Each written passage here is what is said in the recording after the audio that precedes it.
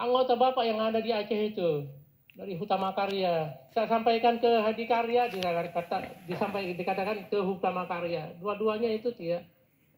Hadikarya kooperatif, dan Hutama Karya tidak kooperatif. Ini saya sampaikan terbuka pada Pak Budi hari ini. Dan mungkin nanti kita Lebaran pulang juga, ya, akan melihat langsung bagaimana situasi dan jalan tol yang sudah ada di Sumatera ini. Saya tidak. Kemudian ini Pak Budi, tolong dimasukkan Aceh ini dalam timeline sampai 2031 atau apa yang direncanakan. Jangan sampai di dalam skema yang Bapak paparkan ini dukungan dalam penyelesaian JTTS. JTTS itu jalan tol Trans Sumatera. Aceh sampai ke Lampung itu Pak Sumatera semua.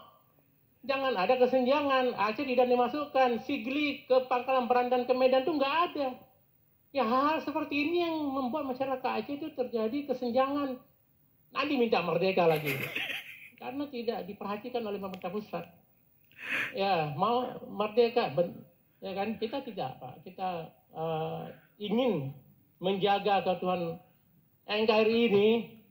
Tapi tolong pemerintah pusat juga hadir dalam membuat perencanaan pembangunan. Ya, jangan sampai saya nanti merdeka lagi.